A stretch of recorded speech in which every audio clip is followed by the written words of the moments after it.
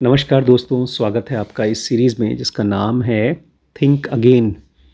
और अब हम लोग अपनी औकात के आगे निकल चुके हैं। अभी तक जो कुछ भी हम पढ़ रहे थे ना, वो थोड़ा बहुत हम लोगों के लेवल की चीज़ थी, लेकिन अब हमारे ऊपर की चली गई है चीज़। आज के टॉपिक का नाम है री writing the text book. Chapter 9 में पहुंच गए हैं। बच्चों को जो सिखाना चाहिए वो है teach students to question knowledge. Krishnamurti जैसे लोग बोलते थे, teach students to question knowledge, मतलब हाँ, जो उनको बताया गया है, जो ज्ञान दिया गया है, उसके ऊपर भी सवाल उठाएं कि ये सही है क्या। ग्रांट एलन लिखते हैं, no schooling was allowed to interfere with my education. कोई भी स्कूलिंग अलाउ नहीं किया गया कि वो मेरी पढ़ाई में इंटरफेयर कर सके। उल्टी चीज़ लिखी है। नॉर्मली जब हम स्कूल जाते हैं तो हमको पढ़ाई के लिए भेजा जाता है, लेकिन यहाँ कह रहे हैं no schooling was allowed to interfere with my education. ये ऐसा ही है जैसे कि टीचर आए थे, उन्होंने मुझे पढ़ने से रोका नहीं। किस टाइप की एजुकेशन की बात कर रहे हैं ये, और क्यों हम थिंक अगेन में इसको पढ़ रहे हैं? तो एक तरह से हम जो सीखने वाले हैं आज, वो है पढ़ने पढ़ाने का नया तरीका। क्या सीखने वाले हैं? पढ़ने पढ़ाने का नया तरीका। A decade ago, if you had told Erin McCarthy she would become a teacher, she would have laughed. अगर आज से 10 साल पहले आपने एरिन मैककर्टी को कहा होता कि तुम एक टीचर बनोगी, तो हंसती इस ख्याल पर। When she graduated from college, the last thing she wanted to do was teach. कह रही हैं जब उन्होंने ग्रेजुएशन किया था कॉलेज से, तो जो सबसे आखिरी चीज़ वो करना चाहती थी वो किसी को पढ़ाने का काम था। उनको पढ़ाना बिल्कुल पसंद नहीं था। She was fascinated by history but board by social studies classes. वो हिस्ट्री से तो बहुत फैसिनेटेड थी, लेकिन सोशल स्टडीज़ की क्लासेस उनको बहुत बोर लगती थी। Searching for a way to breathe life in to overlooked objects and forgotten events, Erin started her career working in museums. वो अपनी ज़िंदगी में कुछ ऐसा करना चाहती थी ताकि जो ओवरलुक्ड ऑब्जेक्ट्स हैं, जो पुरानी चीज़ें हैं जिसको कोई देख नहीं रहा है, कोई म्यूज़ियम में, उसके अंदर नई जान भरे। म्यूज़ियम जानते हैं क्या होता है? जहाँ पे पुराने सब पुरानी चीज़ें रखी रहती हैं, उसमें जान कैसे भर सकते हैं? Before long she found herself writing a resource manual for teachers, leading school tours and engaging students in interactive programs. और बहुत जल्दी उस म्यूज़ियम के लिए उन्होंने स्कूल टीचर्स को लेकर के एक रिसोर्स मैनुअल लिखा। मतलब कोई म्यूज़ियम का कोई सामान है, कोई कपड़े हैं, कोई बर्तन है, कोई चेयर है, उन सब के बारे में एक रिसोर्स मैनुअल लिखा कि ये चीज़ें कहाँ से पाई गई हैं। और स्कूल्स के टूर्स कराया करती थी म्यूज़ियम में। And engaging students in interactive programs. और ऐसा नहीं कि बच्चे आकर के पूरा टूर करके चले गए ना, बच्चों के साथ में इंटरैक्टिव प्रोग्राम्स किया करती थी, उनसे बोलती थी, वो सुनते थे, एक तरह से बातचीत हुआ करती थी। She realized that the enthusiasm she saw in field trips was missing in too many classrooms. उनको बाद में एहसास हुआ कि ये जो एक एनर्जी होती है फील्ड ट्रिप में, जब बच्चे म्यूज़ियम में आते हैं, घूमते हैं, बातचीत करते हैं, वो क्लास में नहीं होता, वो जोश नहीं होता बच्चों के अंदर क्लास में। And she decided to do something about it. फिर उन्होंने डिसाइड किया कि मैं बच्चों का क्लास भी और इंटरेस्टिंग बनाऊंगी और इंथुजियास्टिक बनाऊंगी। For past 8 years, Erin has taught social studies in Milwaukee area. अब वो पढ़ाती हैं और वही सब्जेक्ट पढ़ाती है जो उनको पसंद नहीं था, सोशल स्टडीज़, 8 साल से मिल्वाकी एरिया में। Her mission is to cultivate curiosity about the past but also to motivate students to update their knowledge in the present. उनका मिशन ये है कि बच्चों की पास्ट इतिहास के बारे में क्यूरियोसिटी को कल्टिवेट करें और साथ ही साथ उन बच्चों को मोटिवेट करें कि वो अपनी नॉलेज को भी अपडेट करते रहें। मेरा स्कूल ये नहीं कर पाया था। फ्रैंकली स्पीकिंग, मेरी पूरी एजुकेशन का श्रेय मैं किसको देता हूँ? सहर जी को तो एक बुक और स्पिरिचुअलिटी के लिए देता हूँ। मैं, अगर मुझसे आप पूछिए ईमानदारी से, कौन है जिसकी वजह से आप इतनी किताबें पढ़ते हैं? अमेज़ॉन। अमेज़ॉन आज भी मुझे पढ़ाता है, टीचर है। मैं आज भी अपने नॉलेज को अपडेट करना चाहता हूँ। मैं चाहता हूँ, अभी नई बुक मंगाई है मैंने, road to conscious machine. Road to conscious machine, a story of AI by Michael Wooldridge. Matt Ridley इनके बारे में कहते हैं, nobody understands the past, the present and the promise and the peril of the new technology better the definitive account. Matt Ridley, 3 किताबें इनकी हमारे पास। तो मुझे अपडेट करना है अपनी नॉलेज को, थैंक्स टू अमेजॉन, जिसकी वजह से ये हुआ मेरी लाइफ में। One day 8th grader complained that the reading assignment from the history textbook was inaccurate। एक दिन बड़ी छोटी सी चीज़ हुई, ये ऐसे ही था जैसे कि उसके साथ हुआ था, कौन था वो जो 8 मिनट की डिले दिखाई दे रही थी, कैस्पर नहीं, हमारे if you get angry I will bear with you, Jonas Casper, नाम भूल गए, कृष्ण जिनोगा में उसकी एस्ट्रोनॉमर केपलर, जोना केपलर को काम दिया गया था कि स्टार्स को देखो, और छोटा सा एरर था, 8 मिनट का एरर था, और उसका काम 2-3 दिन का था। उस काम को ठीक करने में कितना टाइम लग गया उसको? 10 साल लग गए, और उसकी वजह से पूरी दुनिया का इतिहास बदल गया। इसी बंदे ने पहली बार खोजा ग्रेविटी होती है, और धरती के चारों तरफ दुनिया नहीं घूमती, सूरज के चारों तरफ धरती घूमती है, और सारी ब्रह्मांड घूमता है, मतलब सोलर सिस्टम घूमता है। केपलर न्यूटन से भी पहले ग्रेविटी को खोज चुका था। ऐसे ही छोटी सी चीज़ इनके साथ हुई। एक बच्चा आया, 8th क्लास का बच्चा, 8th में, जब मैं स्कूल में था तो मेरी टीचर के सामने हिम्मत नहीं होती थी कुछ बोलने की, और उसने कहा मैडम ये हिस्ट्री का टेक्स्ट बुक में कुछ गलतियाँ हैं, इनएक्यूरेट है। If you are a teacher that kind of criticism could be a nightmare. अगर आप एक टीचर हैं और इस तरह की बात कोई बच्चा बोलता है तो आपकी रात की नींद उड़ जाएगी। Using an outdated text book would be a sign that you don't know your material and it would be embarrassing if your student notice the error before you did. ये इतनी बुरा इसलिए लगता है क्योंकि आपकी इतिहास की किताब में जो आप पढ़ा रहे हो, आप टीचर हो और आपने गलती पकड़ी नहीं, किसी बच्चे ने पकड़ ली, और आप कहाँ से पढ़ा रहे हो? एक आउटडेटेड किताब से, एक पुरानी किताब से जिसमें गलत नॉलेज दी गई है। उनको बड़ी शर्म आ रही थी। But Erin had assigned that particular reading intentionally. लेकिन ऐसा कुछ गलती नहीं थी, उन्होंने जानबूझ के उस बच्चे को दिया था, वो गलत चीज़ को पढ़ने के लिए दिया था। She collects old history books because she enjoys seeing how the stories we tell change over time, and she decided to give her students part of text book from 1940। उन्होंने जो बच्चों को किताब दी थी, 1940 की किताब दी थी, जिसमें इतिहास कुछ कुछ गलतियां लिखता है। तो जानना चाहती थी बच्चों को कि देखें बच्चे इन स्टोरीज़ को कैसे देखते हैं। ये ऐसे ही है जैसे कि आज के 100 साल पहले, या जब हिटलर था और हिटलर के टाइम पर कोई किताब लिखी गई हो तो उसकी कितनी तारीफ लिखी गई होगी। तो वो किताब जब बच्चे को दोगे और बच्चा बोलेगा मैडम ये तो हिटलर की बड़ी तारीफ की गई, तो गलत लिखा हुआ है, तो इस चीज़ को देखती थी और एंजॉय करती थी, इसलिए उसको 1940 की बुक दी गई। Some of them just accepted the information it presented at the face value. कुछ बच्चे ऐसे होते थे, पढ़ लिया और जो लिखा है उसको चुपचाप बोल दिया, मैडम ये लिखा है इसमें यही होगा। Through years of education they had come to take it for granted that text books told the truth. बच्चों की बचपन से ही आदत होती है, अगर सालों साल से आपने कोई चीज़ पढ़ी है तो आपको टेकन फॉर ग्रांटेड ले लेते हैं कि जो किताब में लिखा है तो गलत थोड़ी लिखा गया, सही लिखा होगा। Others were shocked by errors and omissions. और वहीं पर कुछ बच्चे ऐसे थे, जब कुछ गलतियां मिलती थी बहुत पुरानी किताबों में तो शॉक्ड हो जाते थे, और कुछ चीज़ें जो होनी चाहिए थी, ओमिशंस, उससे भी बड़े शॉक्ड हो जाते थे। It was ingrained in the mind that their reading were filled with incontrovertible facts. Incontrovertible मतलब जो बदल नहीं जा सकता। बच्चों के दिमाग में ये इनग्रेन्ड होता है कि जो फैक्ट पढ़ रहे हैं वो कभी बदला नहीं जा सकता। The lesson led them to start thinking like scientist and questioning what they were learning. जब ऐसी किताब पढ़ते हैं बच्चे तो लगता है यार क्या पढ़ रहे हैं हम लोग, इसका मतलब तो उसे गलत पढ़ाया जा रहा है। इसका मतलब उन बच्चों को जो सीख रहे हैं, जो लर्न कर रहे हैं, उसके ऊपर क्वेश्चन आ रहा है। ये बहुत बड़ी चीज़ हो रही है। एक बच्चा साइंटिस्ट की तरह सोचना सीख रहा है।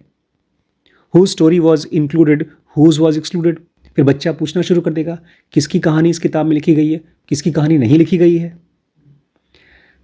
And what were they missing if only one or two perspective was shared। और मान लो भाई इस किताब को अमेरिका के हिसाब से लिखा गया, अगर इंडियंस लिखते तो आजकल इंडिया में भी ऐसा हो रहा है, पता है, धीमे धीमे हिस्ट्री को बदलने की कोशिश की जा रही है। कुछ लोग कह रहे हैं, गवर्नमेंट जो है अभी वो कहती है कि सब मुस्लिमों ने चेंज कर दिया इतिहास, उसको हमको फिर से ठीक करना पड़ेगा। बट रिसेंटली मैंने एक बंदे के बारे में पढ़ा, वो बहुत फेमस एकेडमिशियन है, बोलता है कि फैक्ट निकाल के देना एक बात है, लेकिन फैक्ट एक है होता नहीं है दुनिया में, पर्सपेक्टिव्स होते हैं। जैसे लखीमपुर के बारे में जो हम बताएंगे वो हमारा पर्सपेक्टिव होगा, ऐसे अगर 50 पर्सपेक्टिव हों तो उससे हमको ज़्यादा क्लियर पिक्चर बन सकती है। लेकिन अगर एक ही आदमी, कोई बड़ा इंपॉर्टेंट यहाँ का चेयरमैन हो, कोई नेता हो, उसकी किताब छाप करके दे दी जाए कि दुनिया लखीमपुर में यही हुआ था, तो गलत होगा। तो बच्चों ने पूछना शुरू कर दिया किसके किसके पर्सपेक्टिव हैं किताब में, किसके नहीं हैं। After opening her students' eyes to the fact that knowledge can evolve, Erin's next step was to show them that it's always evolving. तो एक चीज़ तो उन्होंने बच्चों को दिखा दिया, इतिहास की किताब दिखा करके, कि जो पुरानी नॉलेज थी वो इवॉल्व हुई है। आज की जो हम लोग पढ़ाई कर रहे हैं ना, ये ऐसा है जैसे कि अर्थक्वेक होता है। पता है अर्थक्वेक क्यों आता है? क्यों? टेक्टोनिक प्लेट्स क्या होते हैं? प्लेट हट जाते हैं।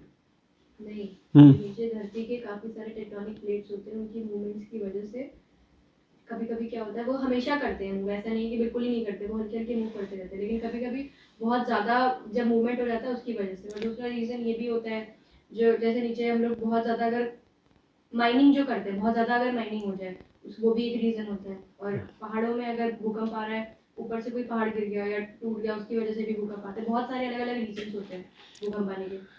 तो इसका मतलब ये है कि अर्थक्वेक इसलिए आता है बिकॉज धरती के नीचे की लेयर्स हिलती हैं, या खाली जगह हो जाता है, या और भी अलग अलग इवेंट होते हैं, इसलिए अर्थक्वेक आता है। हमारी ज़िंदगी में अर्थक्वेक कब और कैसे आएगा, मतलब कोई बड़ी चेंज कब और कैसे आएगी? ऐसी चीज़ों से।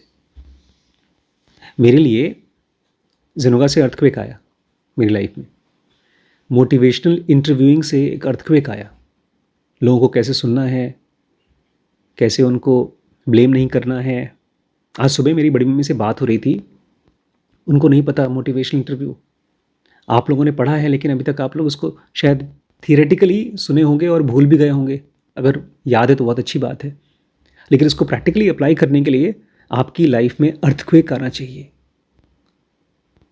वो चीज़ इतनी घुस जानी चाहिए दिमाग में कि पुरानी वाली तरीके को हट जाए। अब मेरी लाइफ में ऐसा चीज़ हो गया, अगर कोई किसी के बारे में बोलता है तो बाइनरी थॉट एक्सेप्ट ही नहीं होता है। कोई अच्छा या बुरा नहीं है, कोई आलसी या कोई मेहनती नहीं है।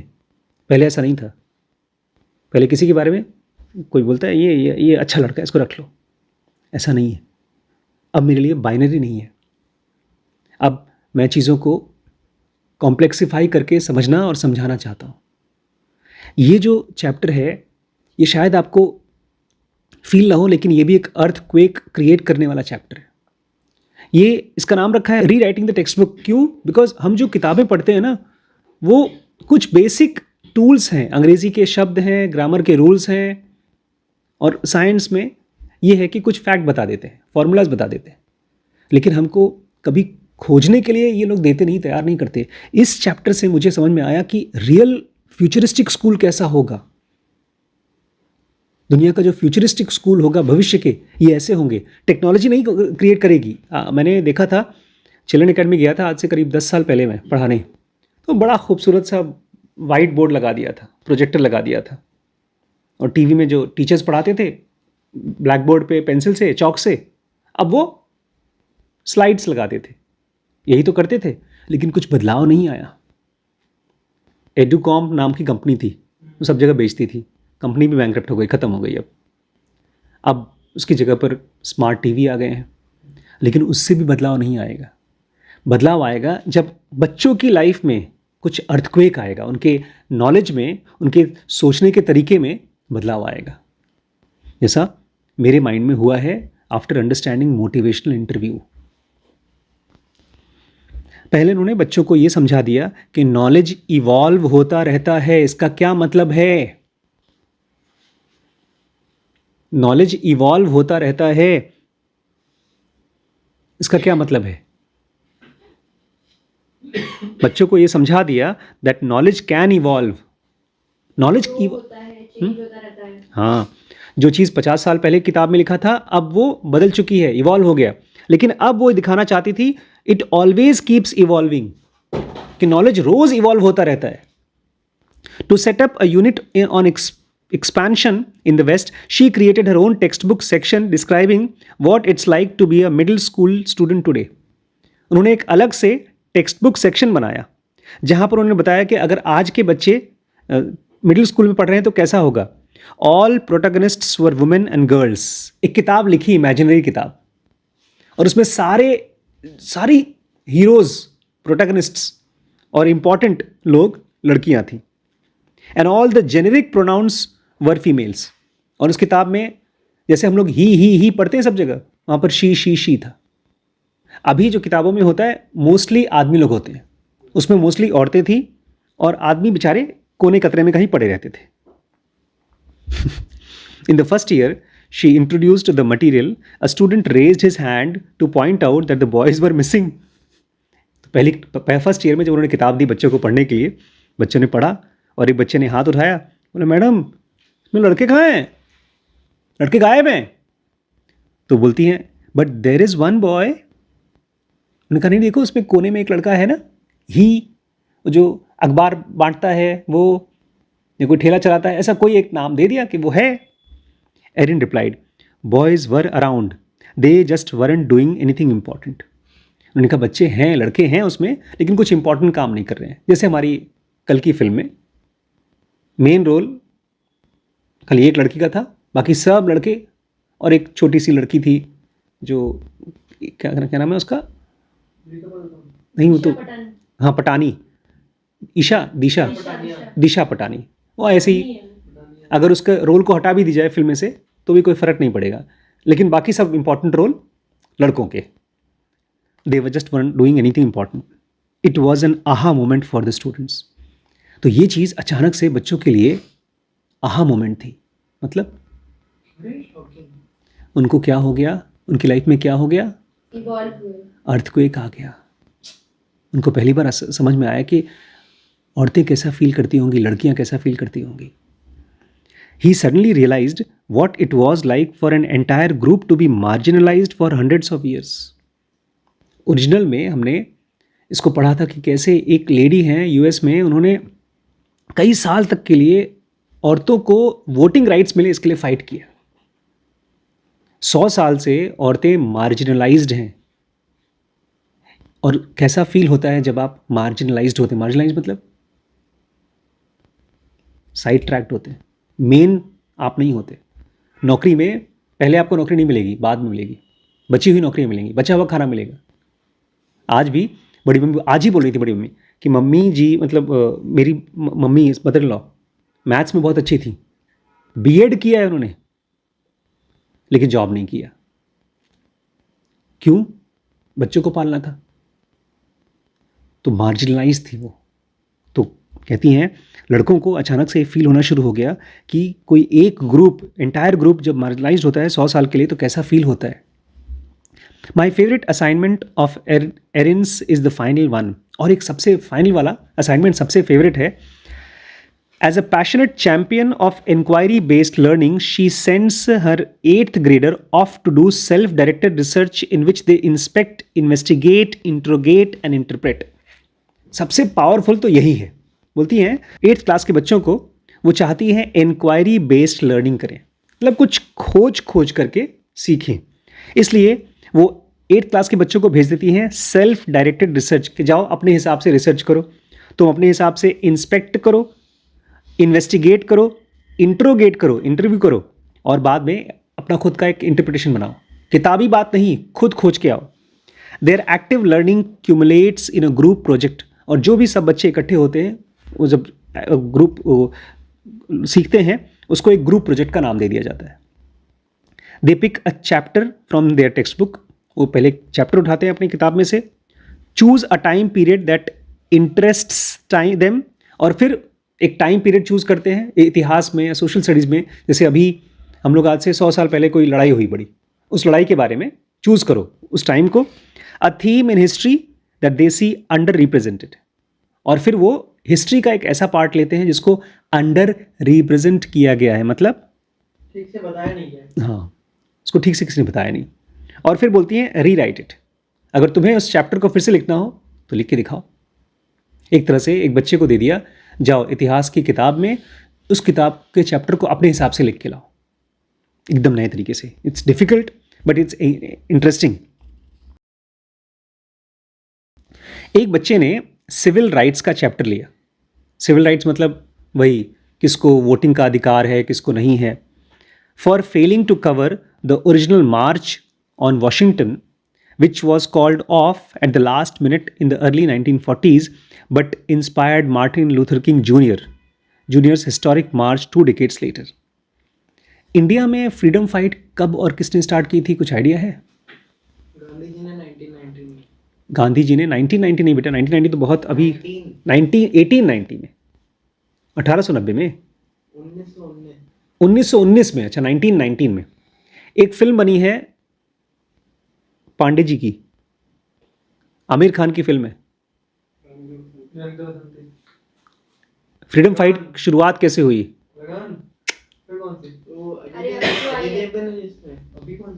बहुत पुरानी फिल्म है वो शायद बहुत चली नहीं थी फिल्म। एम से नाम है उसका, मंगल पांडे। मंगल पांडे ने क्या किया था? मंगल पांडे में क्या हुआ था? हाँ, जो कारतूस होता था उसको दांत से खींचना पड़ता था और उसमें गाय का मांस होता था। तो मंगल पांडे एक हिंदू गाय का मांस को छूता नहीं था, उसने मना कर दिया कि मैं नहीं करूँगा। मंगल पांडे में नहीं सर, आमिर खान था ना। 1947 में इंडिया आज़ाद हुआ था। मैं फ्रीडम फाइट की शुरुआत कैसे हुई, तो लोग यही मानते हैं कि गांधी वांधी सबसे भी पहले 1800s में मंगल पांडे की इस घटना से फ्रीडम फाइट शुरू हुई थी, क्योंकि रानी लक्ष्मीबाई भी तो लड़ी थी इस चीज के लिए। हाँ, और पहले ही शुरू हुआ है। ऐसे ही 1857 आमिर खान की फिल्म है मंगल पांडे। मैं इसलिए बता रहा हूँ क्योंकि मंगल पांडे का देखिए हमको नाम नहीं याद है, तो एक तरह से उन्होंने जब फिल्म बनाई तो Mangal Pandey was an underrepresented man from history, एक ऐसा बंदा जिसको हिस्ट्री में अच्छे से जगह नहीं मिली। ऐसे ही कह रही है एक चैप्टर था सिविल राइट्स का जिसमें उन बच्चों को लगता है ओरिजिनल मार्च जो हुआ था वॉशिंगटन में उसको ठीक से बताया नहीं गया, क्योंकि उसको कॉल्ड ऑफ कर दिया गया था, उस मार्च को कैंसिल कर दिया गया था। एक मार्च मतलब वो लोग रैली करने वाले थे, उसको कॉल ऑफ कर दिया गया था। और 20 साल बाद मार्टिन लूथर किंग जूनियर, ये कौन था? मार्टिन लूथर किंग जूनियर कौन था? मार्टिन लूथर किंग ही था जिसने गोरे काले का वो किया था। मार्टिन लूथर किंग जूनियर, हाँ, उनकी एक स्पीच है बहुत फेमस, उसका नाम क्या था स्पीच का? I have a dream. और वो जब स्पीच दे रहा था ना, पहले कुछ क्लीशे बातें बोल रहा था, फिर किसी ने कहा नहीं वो वाला बोल जो तूने कहा था ड्रीम के बारे में, और फिर वो स्पीच एकदम मोटिवेशनल थी। तो ये चीज़ 20 साल पहले यही मार्च होने वाला था, वो कैंसिल हो गया था। और 20 साल बाद कह रहे हैं Martin Luther Kings historic March was inspired by that. तो इस बच्चे ने पुरानी जो कैंसिल हो गई थी मार्च, जो रैली कैंसिल हो गई थी, उसके बारे में लिखा। Other groups revise the chapter on world war II which to include the infantry regiment of Hispanic soldiers and second generation Japanese soldiers who fought for US Army। एक बच्चे ने वर्ल्ड वॉर II का इतिहास फिर से लिखा अपने हिसाब से, जिसमें हिस्पैनिक सोल्जर्स कौन होते हैं? मतलब जो ओरिजिनली अमेरिकन रेस के नहीं है, अंग्रेज जिसको बोलते हैं वो नहीं, क्योंकि देखिए इतिहास हमेशा लोग अपने हिसाब से लिख देते हैं। हिस्पैनिक मतलब जो मैक्सिकन टाइप के लोग हैं, हिस्पैनिक। और कुछ जर्मन्स ने भी, जापानीज जर्मन्स ने भी अमेरिका की तरफ से फाइट की थी, उनके बारे में लिखा। It's a huge light bulb moment, Erin told me. Erin कहती हैं और ये इतनी बड़ी चीज़ है कि एक बच्चा इतिहास में जाकर के अपने हिसाब से इतिहास को खोज रहा है और लिख रहा है। 8वीं क्लास का बच्चा। Even if you are not a teacher by profession, you probably have roles in which you spend time educating others, whether as parents, a mentor, a friend or a colleague. अगर मान लीजिए आप school के teacher नहीं भी हैं, फिर भी आप किसी न किसी को कुछ न कुछ सिखाते रहते हैं, कभी एज अ पेरेंट, कभी एज अ फ्रेंड, कभी एज अ मेंटर, कभी as a colleague. In fact, every time we try to help someone think again, we are doing a kind of education. सच पूछिए तो जब भी आप किसी इंसान को दोबारा सोचने पर मजबूर करते हैं तो आप उसको एक तरह से पढ़ा ही रहे हैं. Whether we do our instruction in classroom or in boardroom, in an office or at kitchen table, there are all ways to make rethinking central to what and how we teach.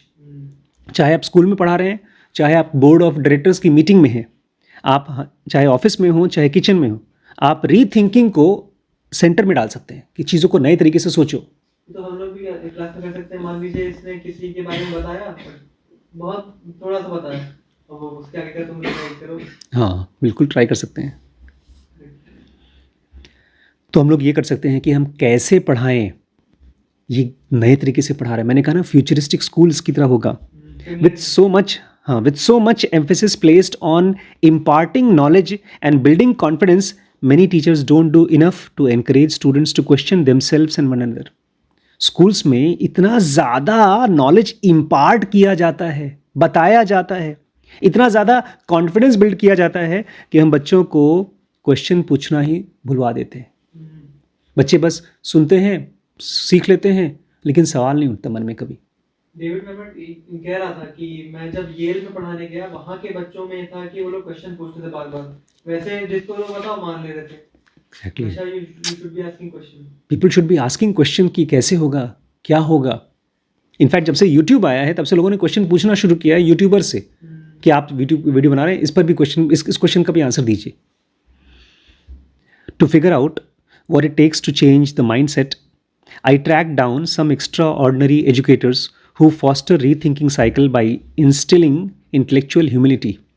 Author कह रहे हैं मैं देखना चाहता था कि दुनिया में कैसे लोग माइंडसेट को चेंज करते हैं, लर्निंग के माइंडसेट को चेंज करते हैं. तो मैंने कुछ बहुत कमाल के एजुकेटर्स को ट्रैक किया, उनसे बातचीत की, जो कि बच्चों में इंटेलेक्चुअल ह्यूमिलिटी डाल रहे हैं. इंटेलेक्चुअल ह्यूमिलिटी मतलब जानबूझ करके या दिमागी. इंटेलेक्चुअल ह्यूमिलिटी मतलब मैंने पढ़ा है, मैं समझ गया हूँ, लेकिन हो सकता है वो गलत हो. कॉन्फिडेंट ह्यूमिलिटी, ये इंटेलेक्चुअल ह्यूमिलिटी है. कॉन्फिडेंट ह्यूमिलिटी हमने इससे पहले पढ़ा. इंटेलेक्चुअल ह्यूमिलिटी मतलब आप जान गए हैं लेकिन आप इतने कॉन्फिडेंस से बोलते नहीं हैं. जैसे अभी गरिमा ने बताया कि टेक्टोनिक प्लेट्स की शिफ्टिंग से अर्थक्वेक आता है. मुझे पता है, 2-3 चीज़ें मुझे पता है, लेकिन मैं उसमें भी और क्यूरियस हूँ कि और किस चीज़ से होता है या ये चीज़ कैसे होता है. And dismissing doubt, cultivating curiosity. कुछ टीचर्स ऐसे हैं जो डाउट को नहीं, डिसमिसिंग नहीं, डिससेमिनेटिंग डाउट. बच्चों के अंदर में चीज़ों के लिए डाउट होना चाहिए कि मैंने पढ़ तो लिया लेकिन क्या सही में सच है. हाँ, ये कह रहा है कि इस किताब को पढ़ने के बाद तुम्हारी फाइनेंशियल प्रॉब्लम सॉल्व हो जाएगी, लेकिन क्या सही में होगी. And cultivating curiosity. और कुछ टीचर्स ऐसे हैं जो बच्चों में क्यूरियोसिटी, उत्सुकता कल्टिवेट करा पा रहे हैं. I also tested a few of my own ideas by turning my classroom into something of a living lab. Author कह रहे हैं मैंने भी अपनी क्लासरूम में जहाँ पढ़ाता था उसको इस टाइप का एक लैब बनाया. तो वहाँ क्या किया, कैसे सिखाया गया, वो हम लोग कल की क्लास में पढ़ेंगे. उसका नाम रहेगा भूलना भी सीखना है.